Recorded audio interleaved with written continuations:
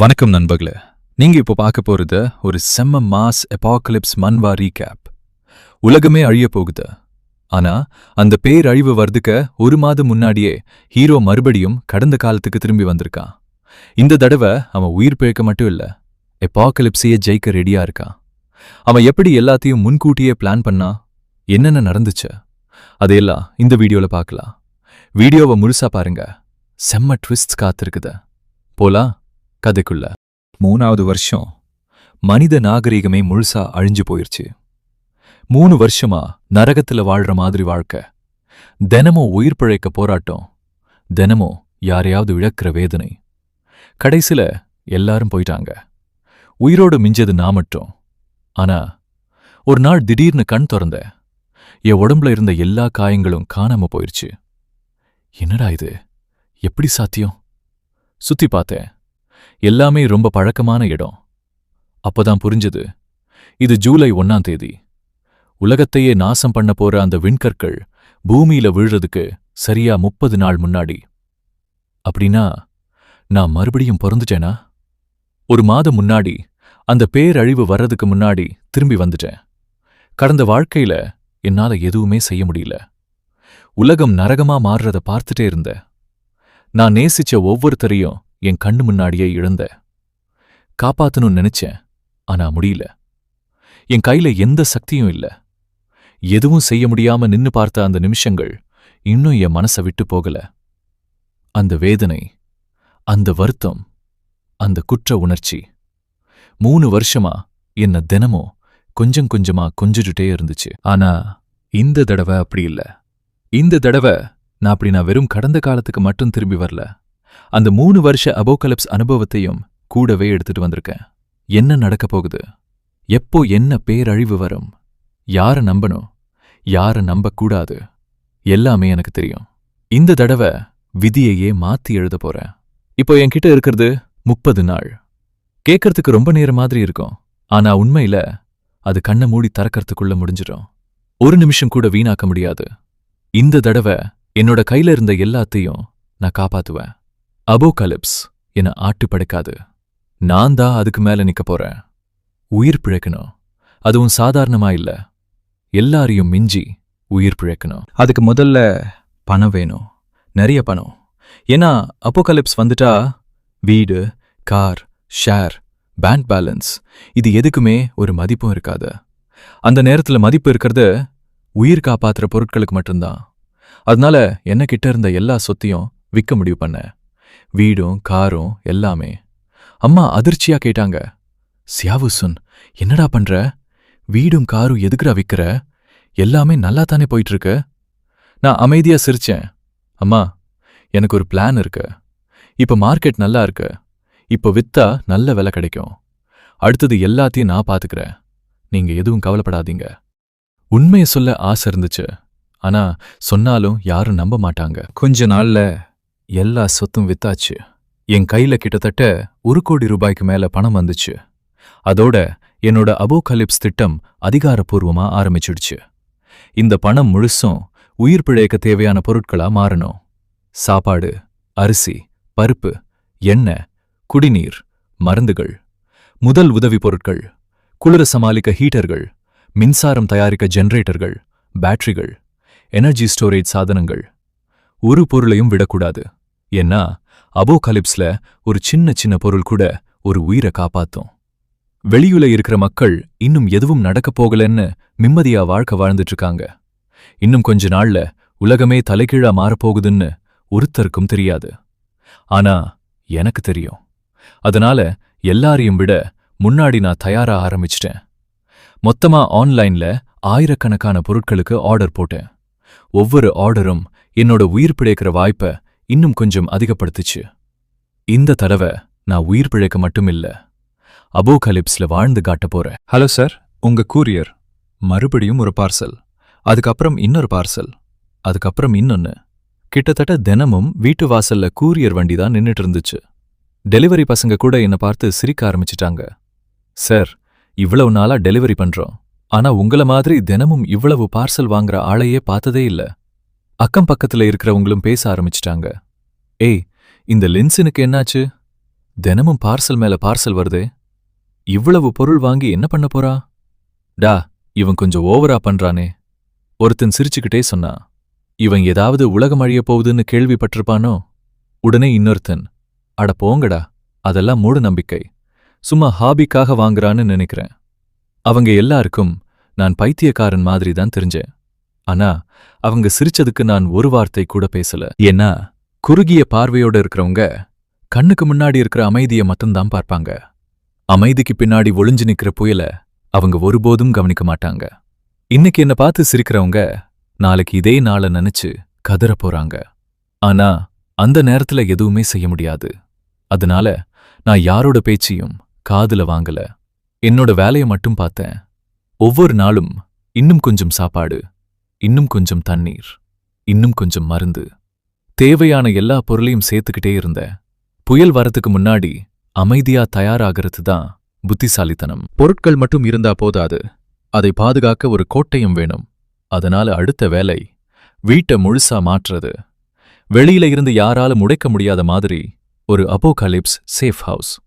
சுவர்கள் எல்லாம் பலப்படுத்தப்பட்டது, கதவுகள் மாற்றப்பட்டது, ஜன்னல்கள் ஸ்பெஷல் பாதுகாப்போட அமைக்கப்பட்டது. Advance security system, energy storage, backup power, ஒவ்வொரு விஷயமும் ரொம்ப கவனமா திட்டமிட்டு அமைக்கப்பட்டது. ஒரே ஒரு ஓட்டை கூட இருக்கக்கூடாது. ஒரே ஒரு தவறும் உயிருக்கு ஆபத்தாக மாறலாம். கடைசில நான் நினைச்ச மாதிரியே ஒரு top class apocalypse safe house ready ஆயிடுச்சு. இனிமே நானும் என் அம்மாவும் பாதுகாப்பா இருக்க ஒரு இடம் கிடைச்சிடுச்சு. வெளியில மட்டும் எல்லாமே அமைதியா இருந்துச்சு. ஆனா அந்த அமைதிக்குள்ளேயே ஒரு பேராபத்து மெதுவா உருவாகிட்டு இருந்துச்சு. வானத்துல சின்ன சின்ன மாற்றங்கள் தெரிஞ்சுது. சாதாரணமா இருக்கக்கூடாத வானிலை, விசித்திரமான விண்வெளி நிகழ்வுகள். இதை பார்த்தவுடனே எனக்கு எல்லாமே புரிஞ்சிருச்சு. அப்போகாலிப்ஸ் ஆரம்பிக்கிற நேரம் நெருங்கிடுச்சு. கடந்த வாழ்க்கையில இந்த நேரத்துல நானும் மத்தவங்க மாதிரி ஒன்றும் தெரியாம சாதாரண வாழ்க்கை வாழ்ந்துட்டு இருந்தேன். அதனால உயிர் பிழைக்க கிடைச்ச கடைசி வாய்ப்பையும் இழந்துட்டேன். ஆனா இந்த தடவை அதே தப்பை நான் மறுபடியும் செய்ய மாட்டேன். புயலுக்கு முன்னாடி இருந்த அந்த அமைதி இன்னும் கொஞ்ச நாள்ல சிதறி போக போகுது. வானத்துல இருந்த அந்த விசித்திரமான மாற்றங்கள் அதிகமாக ஆரம்பிச்சுது. அதோட சேர்ந்து நகரம் முழுக்க அத்தியாவசிய பொருட்களோட விலையும் மெதுவா ஏற ஆரம்பிச்சுச்சு. மக்களுக்கு இன்னும் காரணம் புரியல. ஆனா பொருட்களை வாங்குற கூட்டம் மட்டும் நாளுக்கு நாள் அதிகமாயிடுச்சு. உலகம் இன்னும் உண்மையை உணரல. ஆனா பேரழிவு ஏற்கனவே கதவை தட்ட ஆரம்பிச்சிருச்சு. ஏண்டா இந்நாள்ல எல்லா பொருளோட விலையும் இவ்வளவு வேகமா ஏறுது? அரிசி கிடைக்கல, குடிநீரே பல இடத்துல அவுட் ஆஃப் ஸ்டாக். என்ன நடக்குதுன்னே புரியலடா. ரொம்ப விசித்திரமா இருக்கு. மக்கள் எல்லாரும் குழப்பத்துல இருந்தாங்க. ஆனா எனக்கு மட்டும் உண்மை தெரியும். இப்போ ஏறுற இந்த விலை, இது வெறும் ஆரம்பம்தான். இன்னும் கொஞ்ச நாள்ல பொருட்களே கிடைக்காது. காசு கையில இருந்தாலும் ஒரு பாட்டில் தண்ணீர் கூட வாங்க முடியாத நிலை வரும். அந்த நேரத்துல பணமில்லைன்னு யாரும் அழமாட்டாங்க. சாப்பாடு இல்ல, தண்ணீர் இல்ல, அதுக்குதான் அழுவாங்க.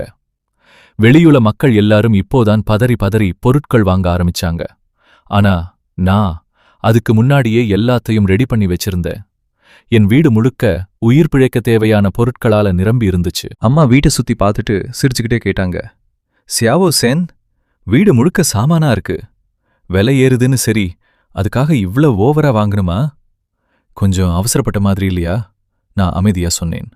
அம்மா, சமீபத்துல நடக்கிற வானிலை மாற்றமும் பொருள் தட்டுப்பாடும் இதெல்லாம் உண்மையாதா? அதனால முன்னாடியே வாங்கி வச்சுக்கிறது தப்பே இல்ல. தேவை வரும்போது தேடுறத விட தேவை வர்றதுக்கு முன்னாடியே ரெடியா இருக்கிறது நல்லது. அம்மா மெதுவா தலையாட்டினாங்க. ஆனா அப்போகாலிப்ஸ் வரப்போகுதுன்னு மட்டும் சொல்லல. அது சொன்னா அவங்களுக்கு பயம் மட்டும்தான் அதிகமாகும். அந்த பயத்தை நான் அவங்களுக்கு கொடுக்க விரும்பல. எல்லா அழுத்தத்தையும் நான் மட்டும் தாங்கிக்கிறேன். என் அம்மா மட்டும் கடைசி வரைக்கும் நிம்மதியா இருக்கணும். அம்மா ஒவ்வொரு பொருளையும் எடுத்து பார்த்தாங்க. இது எல்லாமே இன்னும் ஃப்ரெஷ்ஷா தானே இருக்கு? நான் சிரிச்சேன். கவலைப்படாதீங்கம்மா, ஒவ்வொரு பொருளையும் நல்லா செக் பண்ணி தான் வாங்கியிருக்கேன். எதுவும் பிரச்சனை வராது. அம்மா நிம்மதியா சிரிச்சாங்க. ஆனா அந்த சிரிப்புக்கு பின்னாடி என்ன அளவுக்கு பாரம் இருக்கு எனக்கு மட்டும்தான் தெரியும். எல்லாரும் சந்தோஷமா வாழணும்னா யாராவது ஒருத்தர் அந்த பாரத்தை சுமக்கணும். இந்த வாழ்க்கையில அந்த பொறுப்பை நான் எடுத்துட்டேன். என் உயிரே போனாலும் பரவாயில்ல. ஆனா என்னோட அம்மாவுக்கு மட்டும் எதுவும் ஆகக்கூடாது. அதுதான் என் ஒரே நோக்கம். அதுக்குள்ள கிளாஸ் ரீயூனியன் நாள் வந்துருச்சு. எல்லாரும் பழைய நண்பர்களை பார்த்த சந்தோஷத்துல பேசிட்டு சிரிச்சிட்டு இருந்தாங்க. அப்போ ஒருத்தன் என்னை பார்த்து சிரிச்சுக்கிட்டே சொன்னான், டா, லிஞ்ச் இப்ப ரொம்ப ஓவரா பண்றானா? வீட்ல பொருள் மேல பொருள் வாங்கி குவிச்சிருக்கானா? அது மட்டும் இல்ல, வீடு, கார் எல்லா சொத்தையும் வித்துட்டானா? உடனே இன்னொருத்தன், இணையத்துல வந்த வதந்தியை நம்பி இப்படி பண்றானே, ரொம்ப ஓவரா பயந்துட்டான் போல. எச்சரிக்கையா இருக்கிறதுக்கும் ஒரு அளவு இருக்கு. இது தேவையில்லாம தன்னைத்தானே பயமுறுத்திக்கிற மாதிரி. அவங்க எல்லாரும் சிரிச்சாங்க. நான் மட்டும் அமைதியா இருந்தேன். கோடியில வாழ்ற பூச்சிக்கிட்ட பனிக்காலத்தை பற்றி சொன்னாலும் புரியாது. அதே மாதிரி இவங்களுக்கும் வரப்போகிற பேரழிவு இன்னும் புரியாது. நான் விளக்கம் கொடுக்க வேண்டிய அவசியமும் இல்ல. காலம்தான் எல்லாத்துக்கும் பதில் சொல்லும். இன்னைக்கு என்ன பார்த்து சிரிக்கிறவங்க நாளைக்கு அதே சிரிப்பை நினைச்சு கதற போறாங்க. சில நாட்கள் கழிச்சு நகரம் முழுக்க வானிலை திடீர்னு மாற ஆரம்பிச்சுச்சு. அசாதாரணமான வெப்பம், முன்னாடி எப்பவுமே இல்லாத அளவுக்கு சூடு. அவசர வானிலை எச்சரிக்கை வெளியானது. நகரம் முழுவதும் கடுமையான வெப்ப அலை நீடிக்கிறது. இந்த காலத்துல இதுவரைக்கும் பதிவாகாத அளவுக்கு வெப்பநிலை உயர்ந்துள்ளது. அனைவரும் வெப்பத்திலிருந்து பாதுகாப்பாக இருக்க தேவையான முன்னெச்சரிக்கை நடவடிக்கைகளை எடுக்கவும். மக்கள் அதை பார்த்துட்டு, அட, சும்மா வெயில்தானே, காலநிலை மாறுது, இதெல்லாம் சாதாரணம்தான்னு அலட்சியமா பேசிக்கிட்டே இருந்தாங்க. ஆனா அது சாதாரண வெயில் இல்ல. அப்போகலிப்ஸ் தன்னோட முதல் அடியை எடுத்து வச்சிருச்சு. அந்த நாள் என்னை பார்த்து தேவையில்லாம சாமான் வாங்கி குவிக்கிறான்னு சிரிச்சவங்க இப்போ அதே விஷயத்த வேற மாதிரி பார்க்க ஆரம்பிச்சாங்க. ஆனா இது இன்னும் ஆரம்பம் கூட இல்ல. உண்மையான பேரழிவு இனிமேதான் வரப்போகுது. நான் தெரிஞ்சிருந்த அந்த எதிர்காலம் கொஞ்சம் கொஞ்சமா நிஜமா மாற ஆரம்பிச்சிச்சு.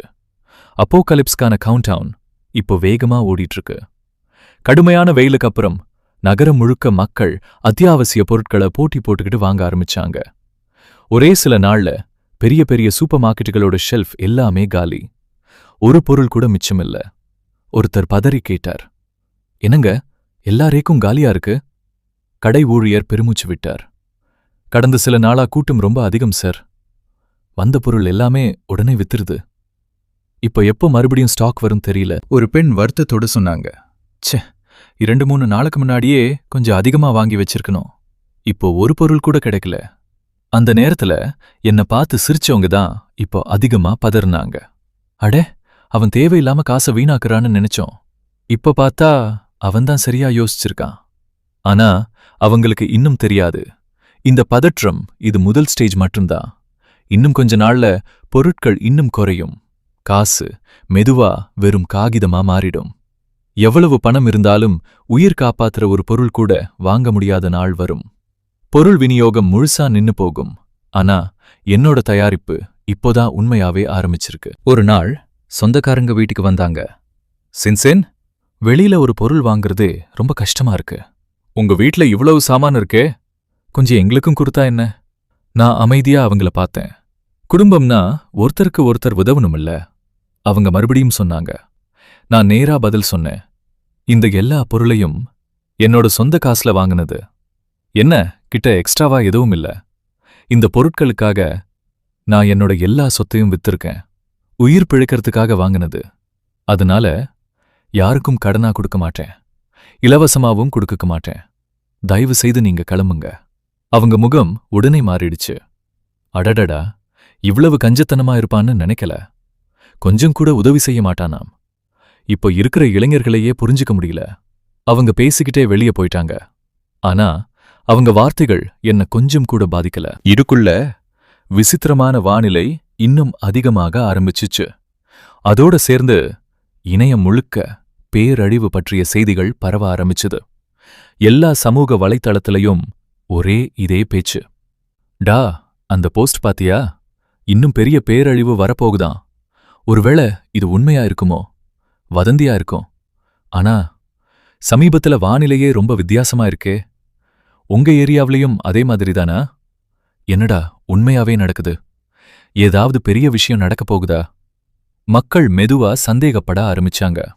ஆனா உண்மைய மறைச்சா மக்கள் தயாராக மாட்டாங்க.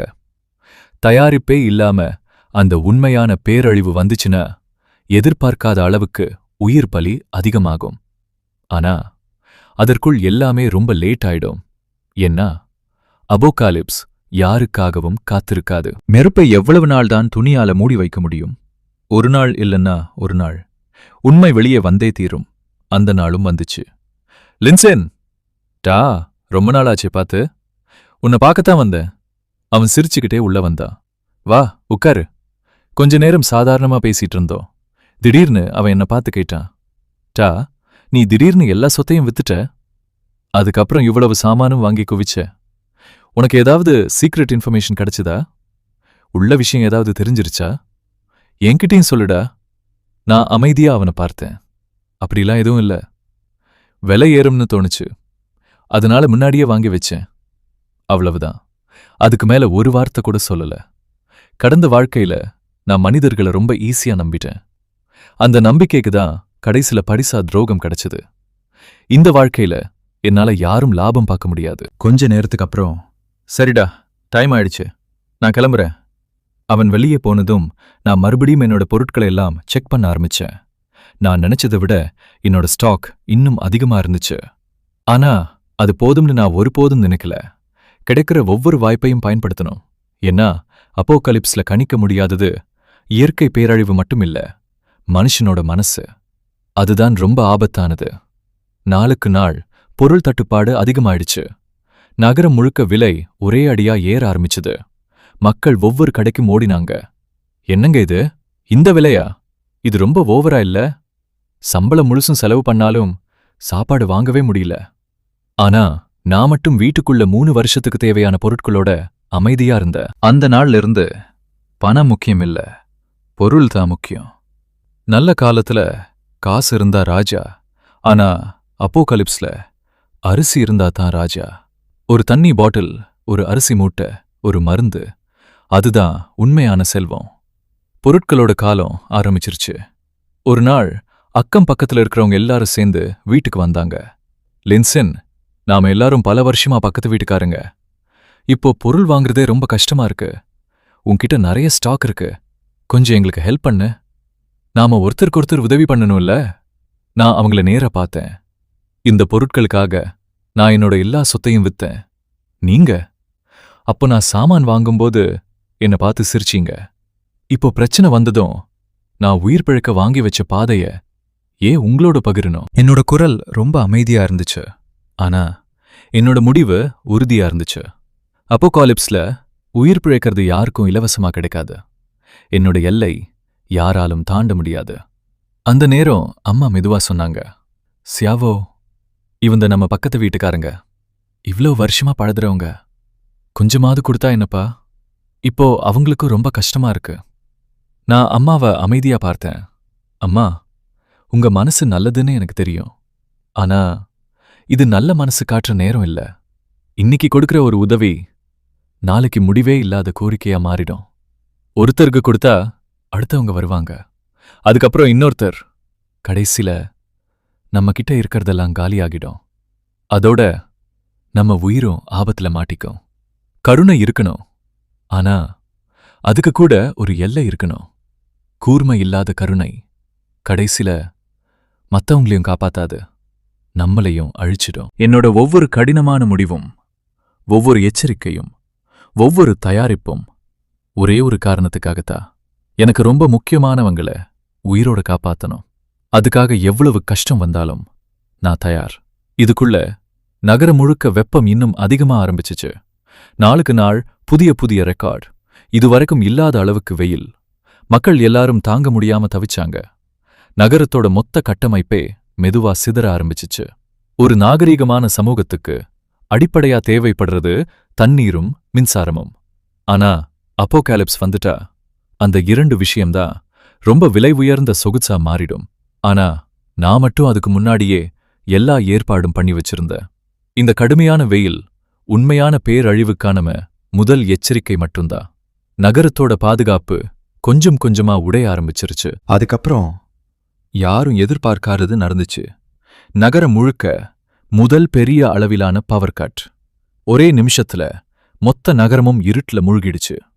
1 நாள் 2 நாள் மின்சாரம் வரல, தண்ணீரும் வரல. மக்கள் பதறி போயிட்டாங்க. 2 நாளாச்சு, கரண்ட் இல்ல, தண்ணீரும் இல்ல. எப்ப சரியாகும்னே யாருக்கும் தெரியல. தண்ணீர் வாங்கறதுக்கே ஒரு குடும்பத்துக்கு கொஞ்சம் கொஞ்சமா மட்டும் தர ஆரம்பிச்சாங்க. இந்த கொஞ்சம் தண்ணீரை வச்சு எப்படி வாழ்றது? சேமிச்சாலும் போதல. மக்கள் ஒவ்வொரு துளி தண்ணீரையும் கணக்கு போட்டு பயன்படுத்த ஆரம்பிச்சாங்க. அப்போதான் தண்ணீரோட உண்மையான மதிப்பு எல்லாருக்கும் புரிய ஆரம்பிச்சுச்சு. அப்போகலிப்ஸ்ல மிகவும் மலிவானது பணம், மிகவும் விலை உயர்ந்தது சுத்தமான குடிநீர். இந்த உண்மையை பெரும்பாலான மக்கள் இழந்ததுக்கு அப்புறம்தான் புரிஞ்சுப்பாங்க. தண்ணீரும் மின்சாரமும் ஆடம்பர பொருளா மாறிட்டா இந்த நாகரிகம் இன்னும் எவ்வளவு நாள் தாங்கும்? அதுக்குள்ள பவர் கட், தண்ணீர் கட் இதெல்லாம் சாதாரண விஷயமா மாறிடுச்சு. பொருள் தட்டுப்பாடும் நாளுக்கு நாள் மோசமாயிடுச்சு. ஒரு காலத்துல பரபரப்பா இருந்த அந்த நகரம் இப்போ மெதுவா தன்னோட பழைய முகத்தை இழக்க ஆரம்பிச்சிருச்சு. மக்களோட முகத்துல நிம்மதிக்கு பதிலா பயம் மட்டும்தான் தெரிஞ்சிச்சு. அந்த நேரத்துல அரசாங்க அறிவிப்பு ஒலிச்சது. அன்பார்ந்த பொதுமக்களே, தயவு செய்து அமைதியா இருங்க. சமீபத்துல நடக்கிற கடுமையான வானிலை மாற்றம் இயற்கையான நிகழ்வு மட்டும்தான். அத்தியாவசிய பொருட்கள் போதுமான அளவு இருக்கு. யாரும் பதற்றப்பட வேண்டாம். வதந்திகளை நம்பாதீங்க. வதந்திகளை பரப்பாதீங்க. அதை கேட்ட மக்கள், பாத்தியா, எதுவும் ஆகாது, எல்லாமே வதந்திதான், யாரோ தேவையில்லாம பயத்தை கலப்புறாங்கன்னு தங்களையே சமாதானப்படுத்திக்கிட்டாங்க. ஆனா உண்மையை மறைச்சு கிடைக்கிற நிம்மதி ரொம்ப நாள் நீடிக்காது. உண்மையான பேரழிவு கண்டிப்பா வரும். அதுக்காக நான் முழுசா தயாரா இருந்தேன். இன்னும் 20 நாட்கள் மட்டும். இப்போ எல்லாமே அமைதியா இருக்கிற மாதிரி தெரியும். ஆனா அது புயலுக்கு முன்னாடி இருக்கிற போலியான அமைதி மட்டும்தான். இதுதான் இன்றைய ரீகேப் நண்பர்களே. வீடியோ பிடிச்சிருந்தா ஒரு லைக் பண்ணுங்க. உங்கள் நண்பர்களுக்கும் கண்டிப்பா ஷேர் பண்ணுங்க. இன்னும் இது போல செம்ம மன்வா ரீகேப்ஸ், மன்ஹுவா, மங்கா மற்றும் அனிமே கண்டென்ட் தமிழ்ல பார்க்கணும்னா நம்ம சேனலை சப்ஸ்கிரைப் பண்ணி பக்கத்துல இருக்கிற பெல் ஐகானை அழுத்த மறக்காதீங்க. அப்போதான் அடுத்த வீடியோ வந்த உடனே உங்களுக்கு நோட்டிஃபிகேஷன் வரும். இந்த வீடியோ பற்றி உங்க கருத்து என்னன்னு கீழே கமெண்ட்ல சொல்லுங்க. அடுத்த வீடியோல மீண்டும் சந்திப்போம். அதுவரைக்கும் பை பாய், டேக் கேர்.